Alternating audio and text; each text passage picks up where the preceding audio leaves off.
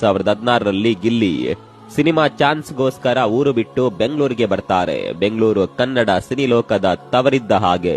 ಗಿಲ್ಲಿಯ ಹಾಗೆ ಸಿನಿಮಾ ಅಭಿರುಚಿ ಇರುವ ಎಷ್ಟೋ ಜನ ಇಲ್ಲಿಗೆ ಬಂದು ಜೀವನ ರೂಪಿಸಿಕೊಂಡವರಿದ್ದಾರೆ. ಮಂಡ್ಯದ ಹಳ್ಳಿ ಹುಡುಗ ಗಿಲ್ಲಿಗೆ ಬೆಂಗಳೂರಿನ ಸಿಟಿಯಲ್ಲಿ ಯಾರೂ ಸಹ ಪರಿಚಯ ಇರಲಿಲ್ಲ. ಆದರೂ ಸಹ ಧೈರ್ಯ ಮಾಡಿ ಸಿಟಿಗೆ ಬಂದಿದ್ದ ಗಿಲ್ಲಿಗೆ ಇಲ್ಲಿ ಆಶ್ರಯಕ್ಕೂ ಸಹ ಸ್ಥಳವಿರಲಿಲ್ಲ. ಬೆಂಗಳೂರಿನ ಕೆಲವು ಛತ್ರಗಳಲ್ಲಿ ಊಟ ಮಾಡಿ ಕಾಲ ತಳ್ಳುತ್ತಿದ್ದ ಗಿಲ್ಲಿ ತನ್ನ ಕೆಲ ಸ್ನೇಹಿತರಿಂದ ಕಂಠೀರವ ಸ್ಟುಡಿಯೋಗೆ ಮೊದಲ ಬಾರಿಗೆ ಬರ್ತಾನೆ. ಇಲ್ಲಿ ಸಿನಿಮಾ ಶೂಟಿಂಗ್ಗಳು ನಡೆಯುವ ಬಗ್ಗೆ ತಿಳಿದುಕೊಂಡ ಗಿಲ್ಲಿ ತನಗೂ ಸಹ ಏನಾದ್ರೂ ಕೆಲಸ ಸಿಗುತ್ತಾ ಅಂತ ತಡಕಾಡಿದಾಗ ಅವರಿಗೆ ಕಡಿಮೆ ಸಂಬಳದ ಸೆಟ್ ಬಾಯ್ ಕೆಲಸ ಸಿಗುತ್ತೆ. ಅಂದ್ರೆ ಎಲ್ಲೇ ಏನೇ ಕಾರ್ಯಕ್ರಮ ಅಥವಾ ಧಾರಾವಾಹಿಯ ಶೂಟಿಂಗ್ ನಡೆದ್ರೆ ಅದರ ಸೆಟ್ ರೆಡಿ ಮಾಡುವ ಕೆಲಸ. ಗಿಲ್ಲಿಗೆ ಅನೇಕ ಮಾತ್ರವಾದ ಕನಸುಗಳಿದ್ದವು. ಅವರಿಗೆ ಸ್ವಂತ ಕತೆ ಮಾಡಿ ನಿರ್ದೇಶಿಸಿ ನಿರ್ದೇಶಕರಾಗುವ ಹುಮ್ಮಸ್ಸಿತ್ತು. ಆದ್ರೆ ಆರಂಭದ ಆ ಕಷ್ಟದ ದಿನಗಳಲ್ಲಿ ಅವರ ಹತ್ರ ಟ್ಯಾಲೆಂಟ್ ಬಿಟ್ರೆ ಹಣ, ಹಿನ್ನೆಲೆ ಇದ್ಯಾವುದೂ ಸಹ ಇರಲಿಲ್ಲ.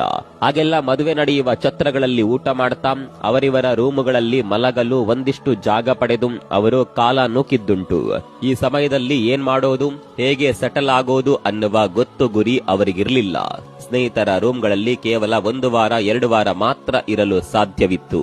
ಯಾವುದೇ ದುಡಿಮೆ ಇಲ್ಲದ ಗಿಲ್ಲಿಯನ್ನ ಹೆಚ್ಚು ಸಮಯ ಉಚಿತವಾಗಿ ರೂಮಲ್ಲಿ ಇರಿಸಿಕೊಳ್ಳಲು ಯಾರೂ ಸಹ ರೆಡಿ ಇರಲಿಲ್ಲ.